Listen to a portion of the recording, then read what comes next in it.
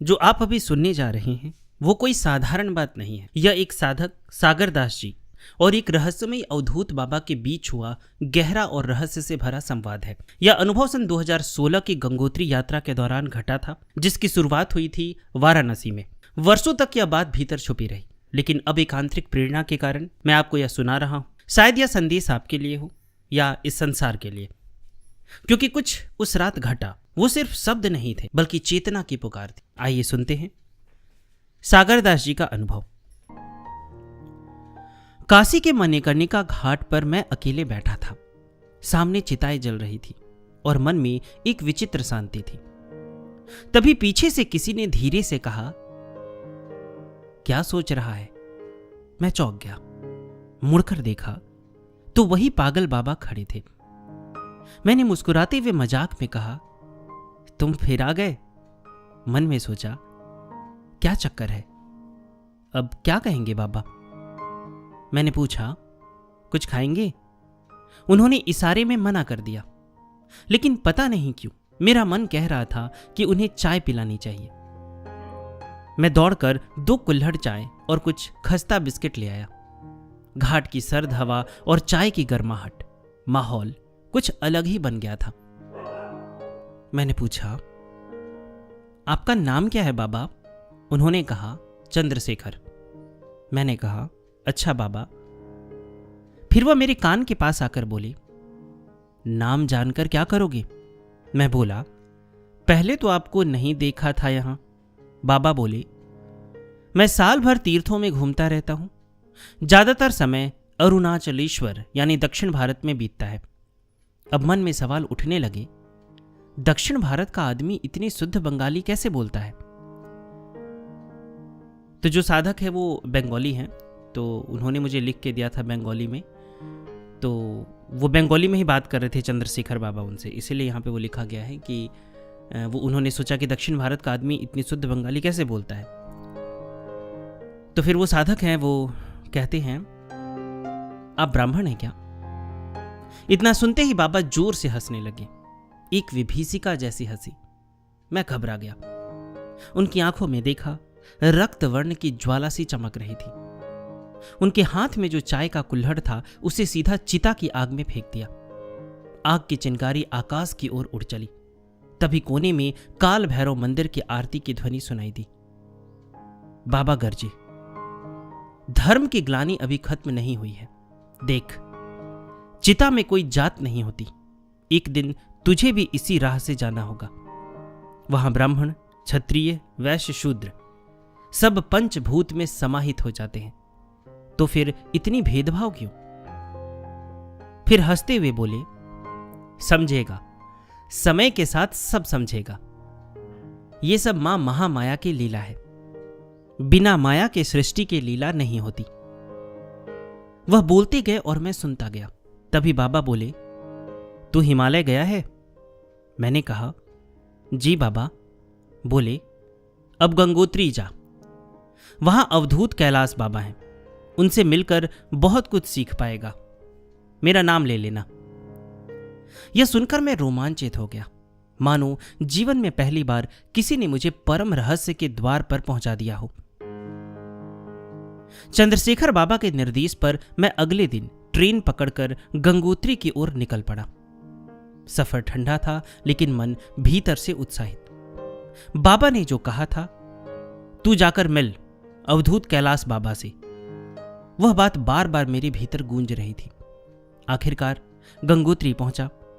बाबा ने जैसे मार्ग बताया था वैसा ही चलकर उनकी कुटिया तक पहुंचा, लेकिन वहां वो नहीं थे।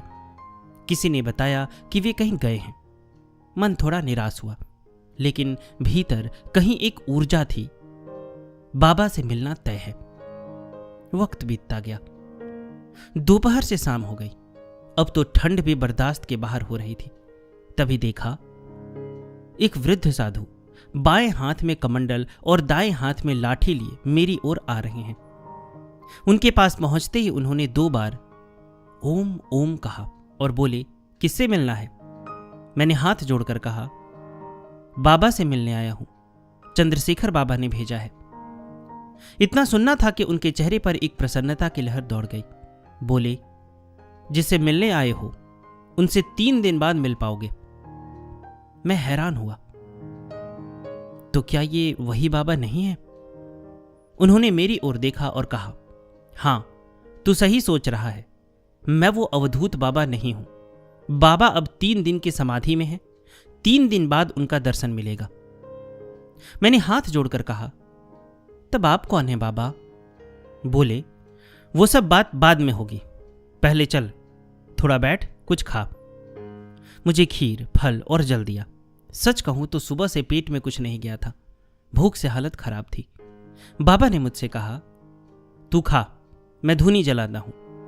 फिर वे एक मंत्र बुदबुदाते हुए धूनी जलाने लगे। उसके ऊपर चाय का पानी भी रख दिया। मैं सब कुछ एकटक देख रहा था, खा भी रहा था। बाहर भीषण ठंड थी, लेकिन बाबा की उपस्थिति से मन भीतर से गर्म और शांत हो गया था। कुछ देर बाद बाबा बोले, पूछ, क्या जानना चाहता है? मैंने सीधे पूछा, बाबा आप कौन हैं? बाबा मुस्कुराए और बोले, अगर मैं तुझसे यही सवाल पूछूं कि तू कौन है, तब कैसा लगेगा? यह सुनते ही मेरे भीतर कुछ चुभ गया। मन कह उठा, धत तेरी की, मैं तो इनसे सवाल कर रहा था और इन्होंने उल्टा मुझसे ही पूछ लिया। फिर भी खुद को संभालते हुए मैंने उत्तर दिया, मैं एक इंसान हूं। बाबा हंसे, ठीक है, पर कौन सा इंसान? पशु रूपी या चेतन? जब तू जान जाएगा कि मैं कौन हूं, उस दिन सब समस्याएं समाप्त हो जाएंगी। मैंने फिर पूछा, तो बाबा ये जानूं कैसे? बाबा बोले, गुरु के बताए मार्ग से। तेरे गुरु ने ही तेरा गांठ खोला है, उनकी कृपा के बिना तू यहां तक नहीं पहुंच पाता। फिर मैंने एक सवाल दागा, बाबा चंद्रशेखर बाबा कहते हैं कि आप राजयोगी हैं, ये राजयोग क्या है? बाबा थोड़ी देर मौन रहे, फिर बोले, अब ध्यान से सुन। फिर शुरू हुआ उनका अद्भुत संवाद। राजयोग की गहराइयों को लेकर उन्होंने ऐसी बातें बताई जिन्हें शब्दों में यहां बयां करना कठिन है। जैसे शब्दों की सीमा टूटने लगी हो और मौन ही उत्तर देने लगे। मैंने पूछा, जब आप समाधि में होते हैं तो कहां रहते हैं? बाबा बोले, कुछ विशेष कार्यों के लिए समाधि लेनी पड़ती है। समाधि में शरीर का कोई बोध नहीं होता, देह यहीं रहती है और चेतना दूसरे लोकों में विचरण करती है। इसे ही तुर्यातीत अवस्था कहते हैं। मैंने बाबा से पूछा, बाबा समाधि की अवस्था में आपकी नाड़ी और हृदय की धड़कन चलती है या बंद हो जाती है? उन्होंने मुस्कुराते हुए कहा, देख मैं तुझे दिखाता हूं। बाबा ने अपने शरीर के एक विशेष बिंदु पर दबाव डाला, जिसे जालंधर बंद कहा जाता है। फिर एक विशेष प्रकार की कुंभक क्रिया की। 1 मिनट के भीतर उनका शरीर शांत हो गया। मैं उनकी नाड़ी टटोलने लगा, एकदम शांत, कोई धड़कन नहीं, जैसे कोई मृत देह हो। मैं अचंभित था, डॉक्टर होता तो मृत घोषित कर देता। मैंने पूछा, बाबा क्या निर्विकल्प समाधि के भी ऊपर कोई अवस्था होती है? बाबा बोले, हां, निर्विकल्प समाधि सत्यलोक में स्थित होती है, लेकिन उसके ऊपर भी अनेक लोक हैं, बैकुंठ, गोलोक, शिवलोक, हिरण्यलोक। ये सभी अनुभव से जानने की चीजें हैं, पुस्तकों से नहीं। मैंने पूछा, बाबा निर्विकल्प समाधि में शरीर 21 दिनों से ज्यादा नहीं रह सकता, ऐसा सुना है। बाबा बोले, यह धरती पर नियम है, पर अगर कोई अन्य डायमेंशन में प्रवेश करता है तो यह संभव है, वहां समय अलग है। मैंने साहस कर पूछा, आपके गुरु कौन हैं? आप इस आध्यात्मिक जीवन में कैसे आए? बाबा शांत हुए, फिर बोले, बहुत कुछ पूछ डाला तूने, लेकिन सुन, मैं एक पर्वतारोही था। एक बार मैंने नंदनवन जाने का संकल्प लिया। मन ही मन कहा, चाहे मृत्यु क्यों ना हो जाए, पर जाना है। वहां का तापमान -40 से -50 डिग्री था। अचानक रास्ते में चक्कर आया और मैं खाई में गिर पड़ा। 3 दिन तक बेहोश रहा। होश आया तो खुद को एक गुफा में पाया। सामने पद्मासन में एक नागा सन्यासी बैठे थे। मैंने पूछा, मैं कहाँ हूं? उन्होंने कहा, मैं तुम्हें यहां लाया हूं। उनका नाम था महर्षि ब्रह्म चैतन्य स्वामी। 7 दिन मैं उनके साथ रहा। उन्होंने मुझे राजयोग सिखाया, फिर आदेश दिया, अब तू तीर्थ परिव्राजक बन जा। उसी दिन से मैं घर नहीं लौटा। मैं स्तब्ध था। मैंने पूछा, वो महर्षि कौन है? बाबा बोले, वे एक सिद्ध योगी हैं। उनका आयु 800 वर्षों से भी अधिक हो चुका है। फिर मैंने पूछा, बाबा, क्या मैं भी यह राजयोग सीख सकता हूं? वे थोड़ी देर गंभीर होकर बोले, यह साधना बहुत कठिन है। मैं तुझे यह क्रिया नहीं दे सकता, उल्टा असर हो सकता है। लेकिन सुन, जो चीज मांगने से नहीं लेकिन कृपा से मिलती है, उसका आनंद सबसे बड़ा होता है। निराश मत हो, तेरा समय आएगा। मैंने बाबा से अगला प्रश्न पूछा, बाबा, क्या सभी महापुरुषों को एक ही स्थान प्राप्त होता है? बाबा बोले, नहीं, जो सत्य में पूर्णतः प्रतिष्ठित होते हैं वही सत्य लोक जाते हैं। सत्य लोक से नीचे कई लोक हैं, जहां आज भी अनेक साधक, योगी और भक्त अपनी अपूर्ण साधना को पूरा करने में लगे हुए हैं। मैंने फिर जिज्ञासा की, तो बाबा, साधक और योगी में कौन श्रेष्ठ है? बाबा ने गीता का एक श्लोक सुनाया, योगी ही सबसे श्रेष्ठ है, तपस्वियों से, ज्ञानियों से और सकाम कर्मियों से भी श्रेष्ठ। अतः अर्जुन, तू हर परिस्थिति में योगी बन। मैंने फिर पूछा, तो फिर भगवान ने क्यों कहा कि मैं भक्तों का अधीन हूं? बाबा मुस्कुराए, जब योगी शुद्ध होता है तभी वह सच्चा भक्त बनता है, तब जाकर भक्ताधीन भगवान की स्थिति आती है। मैंने फिर बाबा से पूछा, बाबा, आप किसकी साधना करते हैं? बाबा बोले, मैं अहम की साधना करता हूं।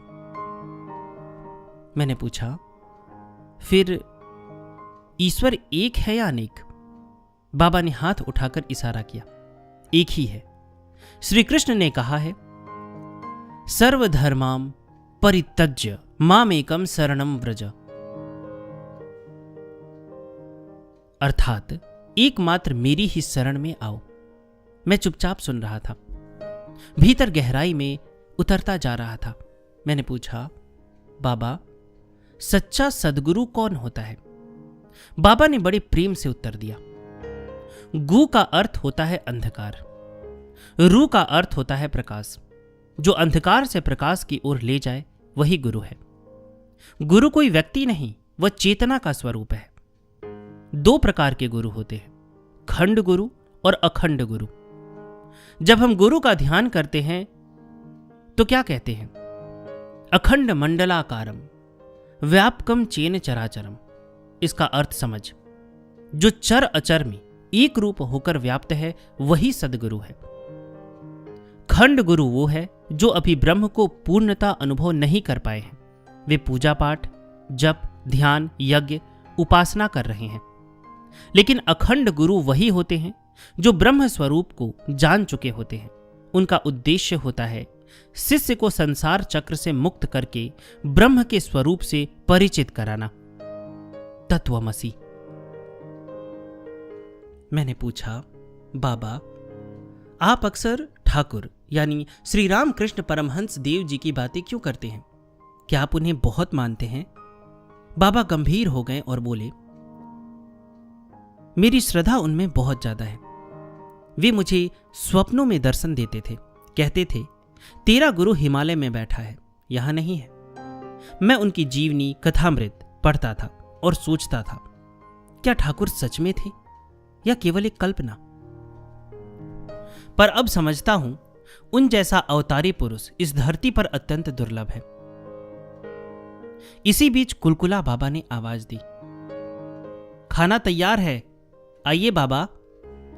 बाबा ने कहा, जा खा ले। मैं बाबा को सेवा देने जा रहा हूं। मैं खाने बैठ गया। गर्म दूध, रोटी और पनीर की सब्जी। बाबा सेवा करके लौटे। उनके लिए भोजन, वैसा ही रखा था। उन्हें देखकर मैंने पूछा, बाबा आप नहीं खाएंगे? बोले, बाबा का प्रसाद ही मेरी सेवा है। अब मैं सहसा पूछ बैठा, बाबा कल रात आपके कमरे से तो तेज नीली रोशनी और दिव्य सुगंध कहां से आ रही थी? बाबा ने बिना चौंके कहा, तूने देख लिया?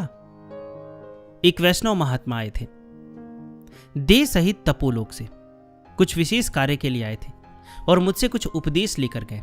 मैंने पूछा, तो वो कौन थे बाबा? बोले, तेरे लिए यह जानना अभी आवश्यक नहीं। उनके जैसे आत्मज्ञानी महापुरुष देह में रहते हुए भी त्रिकालदर्शी होते हैं। मैंने बाबा से अंतिम प्रश्न किया, बाबा मैं कौन हूं, इसे कैसे जान पाऊं? बाबा उस समय अपने बाएं हाथ में कुछ पकड़े हुए थे। दाएं हाथ की 3 उंगलियों से उन्होंने मेरे सिर के ऊपर ऊर्जा केंद्र पर हल्के से 3 टपकियां मारी। उसके साथ ही उन्होंने गूढ़ वाणी में कहा, तू ब्रह्म है, उस ब्रह्म की अनुभूति तुझ में हो, अहंकार व ममता से रहित हो और अपने स्वभाव से ही आनंद में विचरण कर। उस क्षण जैसे बिजली की लहर सिर से पैर तक दौड़ गई। मेरे पूरे शरीर में एक दिव्य स्पंदन, एक रहस्यपूर्ण कंपन फैल गया। सहस्रार से लेकर तलरंध्र तक सब कुछ चैतन्यमय हो गया। मुझे लगा जैसे मेरा मैं प्राण शक्ति बनकर सिर की ओर उड़ गई हो। एक रोमांच, एक भय, एक दिव्य भटकन जो किसी मानसिक अनुभव से नहीं, सीधे अस्तित्व को झकझोरने वाली थी। उस दिन से लेकर 1 महीना तक मैं पागल जैसा हो गया था।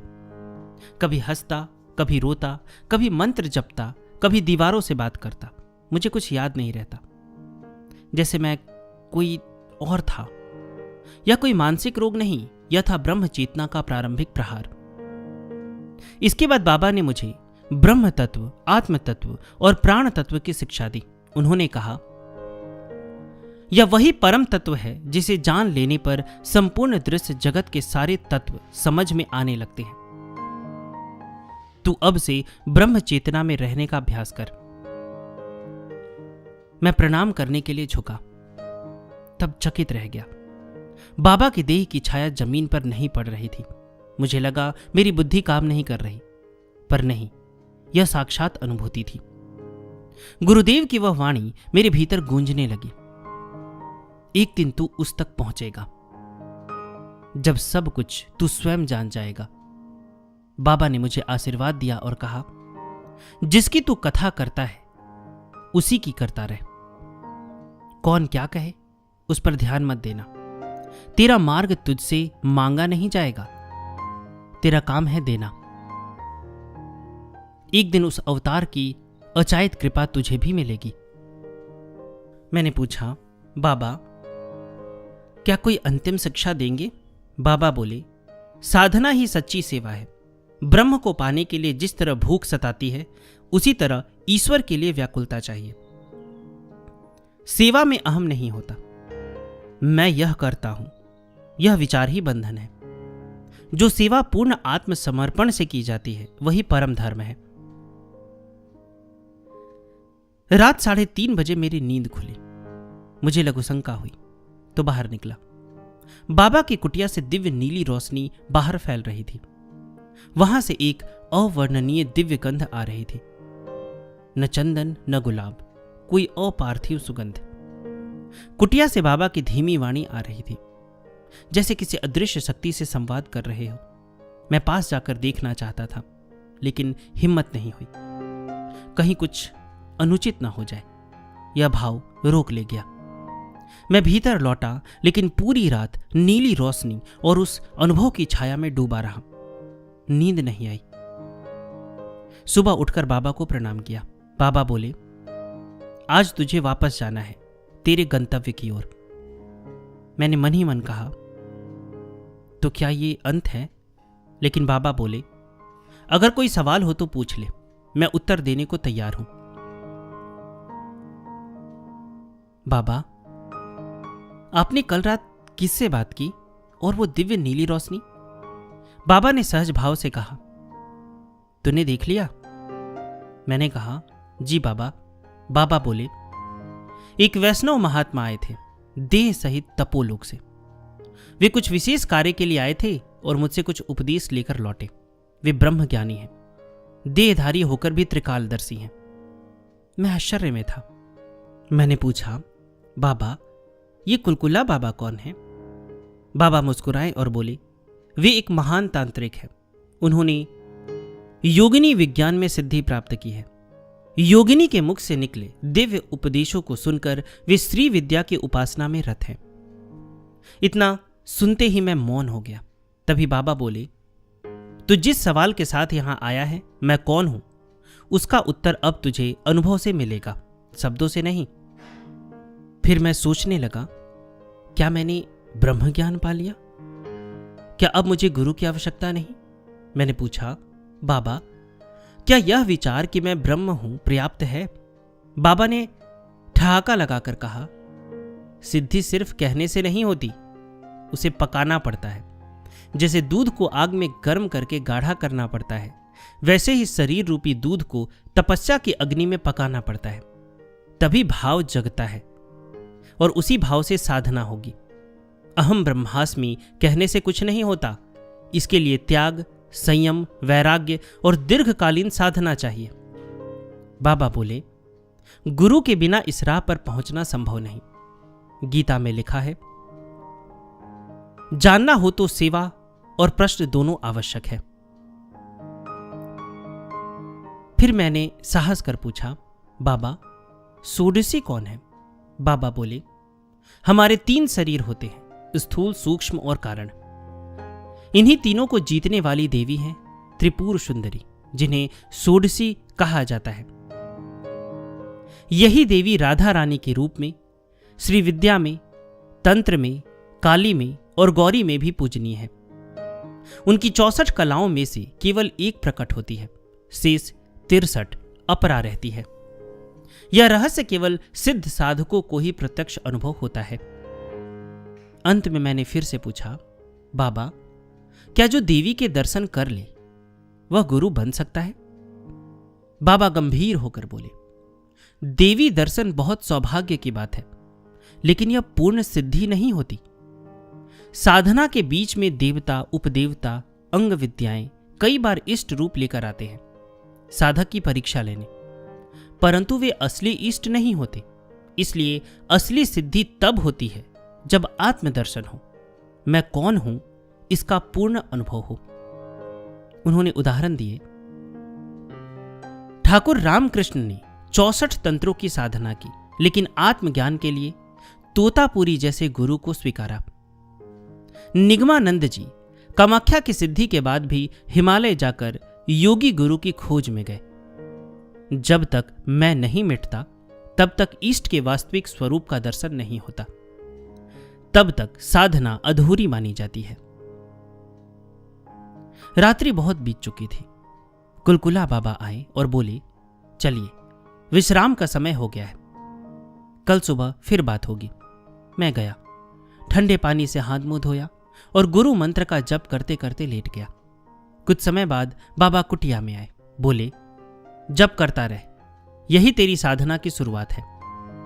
मैंने प्रार्थना की, बाबा क्या आप यहीं रहते हैं? बोले, नहीं, मेरा स्थान नेपाल में है। मैंने पूछा, आप किसकी साधना करते हैं? बोले, सेवा ही मेरी साधना है।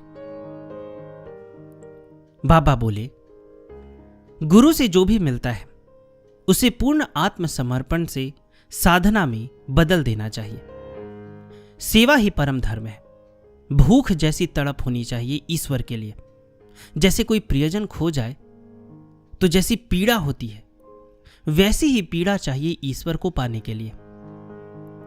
हम सबने जन्म लेने से पहले ईश्वर से वादा किया था कि धरती पर आकर तुम्हारी भक्ति करेंगे, लेकिन मां महामाया ने सब भुला दिया।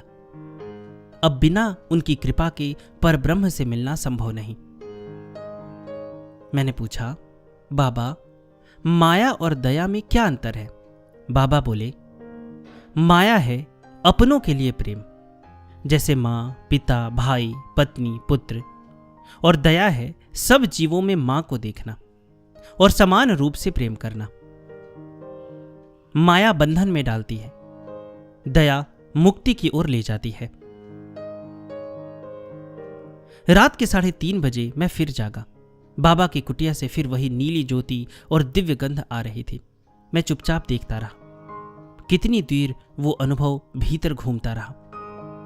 सुबह हुई, बाबा बाहर आए। मैंने प्रणाम किया। बाबा बोले, आज तुझे जाना है अपने मार्ग की ओर।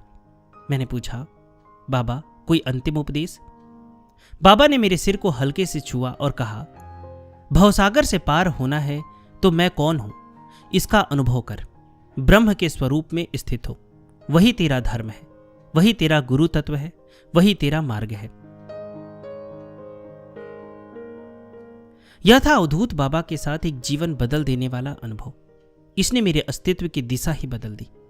जिस मैं को मैं जानता था वह जल गया और जो बचा वह केवल शांति, ज्ञान और प्रेम था।